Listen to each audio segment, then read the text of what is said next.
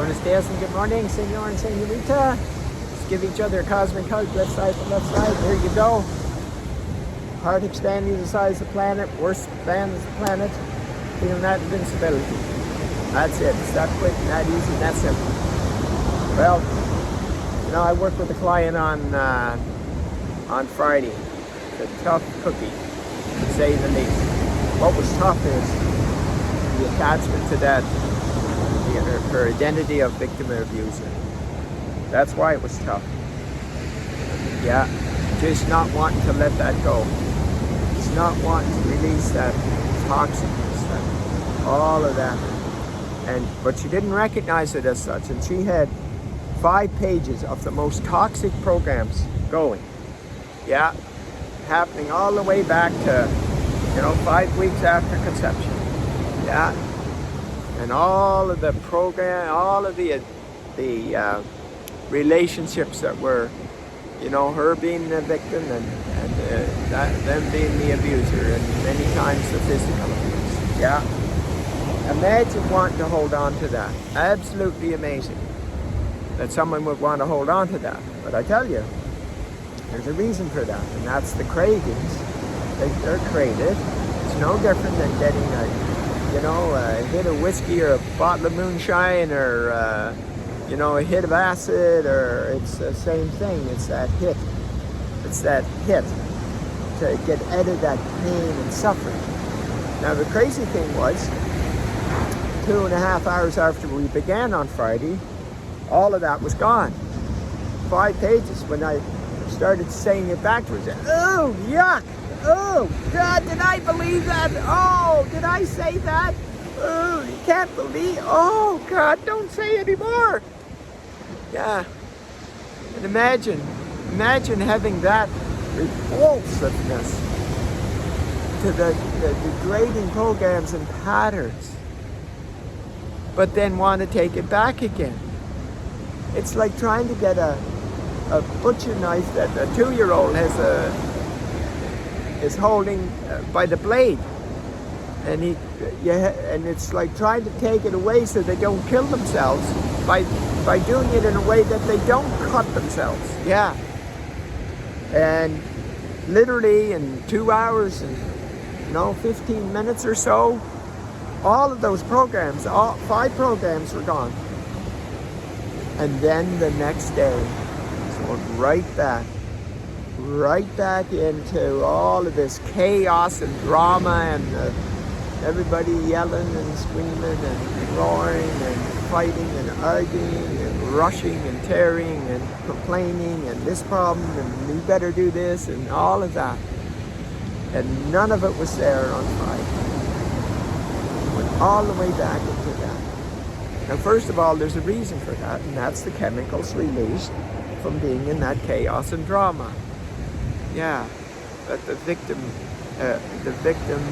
feels, and then they will have the system of the victim abuser inside, so they'll be a victim and an abuser to themselves, and they will attract mostly the abuser outside themselves. So whether it's the individual, or in a family, or in a community, or in a province, or in a country, or in the world, it's that same victim abuser. Yeah, it is the same. It doesn't matter. And so it's like, how do we change that? Well, we change that by, here's what happened. The person was not willing to let go of her attachment to the victim abuser identity. Why would she not want to do that? Because she was still enjoying the hit, as toxic as it was, of the chemicals of dopamine released from being in that fight or flight, in that old brain survival. Yeah, and that's what most people are in with all of this, the COVID and all of that. It's that fight or flight. And so it gets triggered, and because it was laying there dormant, and now it's up to the surface, and now people see it. And that's the best thing about all of this, that it can't be hidden anymore, and be able to release it by snipping off the roots. And so there it is. It's like that that victim abuser. But she kept it hidden. She couldn't see that she was creating all this chaos and drama. She couldn't see it. And even though we were finished, and the next day she was starting telling these stories. And I said, where are you going with that? I don't usually have an opportunity to see someone this frequent, but I knew I had to do with this person. This is not the first time this person did it. And so it was like, wow. And then when I finally got it really clear to her, as she was playing the victim abuser role, and actually creating those situations, those chaos and drama situations, so she could feel the hit, rather than the hit of the endorphin from her divinity just the day before. Now, how crazy is that?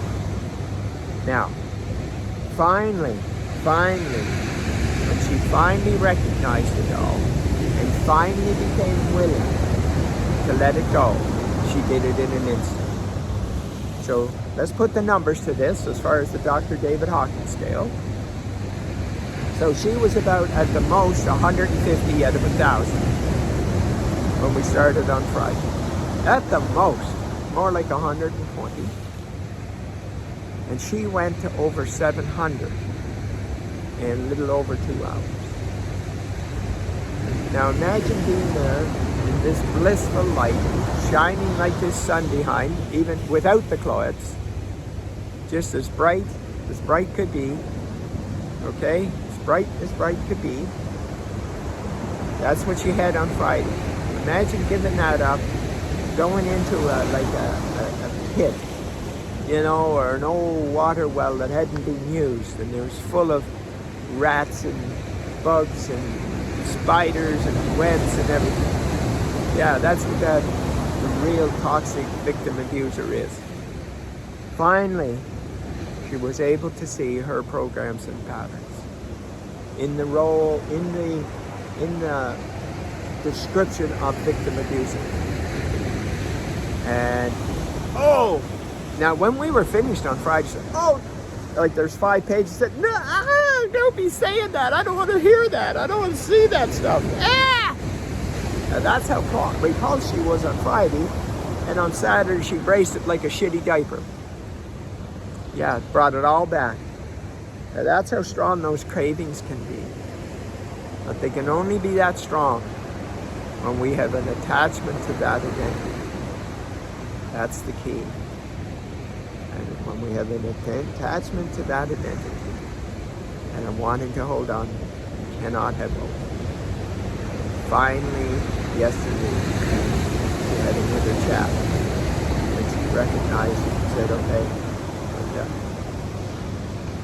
And in seconds, she went from back down to 120. Well, actually, she went down to about 250. And went back up to 700. And you can have that. Only without all the fighting. See, if you come in, I don't care how toxic your programs are. Because, you know, we have our next program on November 22nd at 5 p.m. Mountain Standard Time. And it's IamDivinityGlobalVersity.com. And Jamie and I went down to downtown on Saturday and interviewed Yadira. That was in the September 22nd one. So we had September 22nd, October 22nd, we're having November 22nd, and then December 22nd. Yeah, that's what we're doing. And we were downtown and interviewed Yadira. Now this is the lady that only spoke Spanish, went through a translator. And it was like, she had an active alcoholic husband, an active alcoholic son, and an active alcoholic daughter. She was codependent. She was a rageaholic. She had multiple phobias, codependency, not sleeping at night, terrified all the time that one of her, children or her husband was going to die from something. And, she was going to her Jehovah's Witness service every weekend and saying, reading the Bible every day, and nothing budged. She woke up the next morning, she said, oh my God, I don't have any fear. Everything's gone. Her younger daughter, 13, said, Mom, you're not screaming and yelling anymore. Wow, so quiet here. Imagine that. Imagine that in 2 hours. Imagine having that in 2 hours. She went from 100 on the conscious scale to 700. And guess what the awesome news is for the planet? This is for the planet. That's for a one-on-one, and that's for a family. And here's what I'm telling you. All that's needed for all of humanity to have this is 114 had that experience of Yadira. Now the lady I worked with on Friday had it, but it was kicking and screaming and throwing temper tantrums, only because she was not even remotely willing to let go of the victim abuser until it beat her senseless over the next 4 days. Yes. So, anyway, you can have Yadira's experience. There was nothing special about it. She was one of the 40 on the call. Think about that. Spanish speaking, not a word of English, through a translator, got 100% of the results. And she had 2 days that weren't even bad days, they were just a little off days. And the reason being, she stopped and she started shortening her midday infinite awareness. And soon as she recognized that she did, she went back to her full 10 minutes. Matter of fact, now she's doing a lot more, 3 times a day. And she hasn't had a bad, not a bad moment. Her husband hasn't quit drinking, her son hasn't quit drinking, her daughter hasn't quit drinking. Yeah, none of the above. So there you have it. You know, and I want to tell you, something special is happening on November 22nd.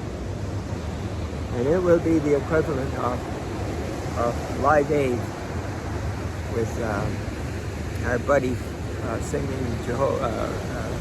Bohemian Rhapsody. Yeah. And Freddie Mercury. And Woodstock. It's only going to happen once. You'll want to be able to say, I was there live. Not a recording, I was there live. So join us once again. I am Divinity Global Versity. And remember, you are divine. Bye.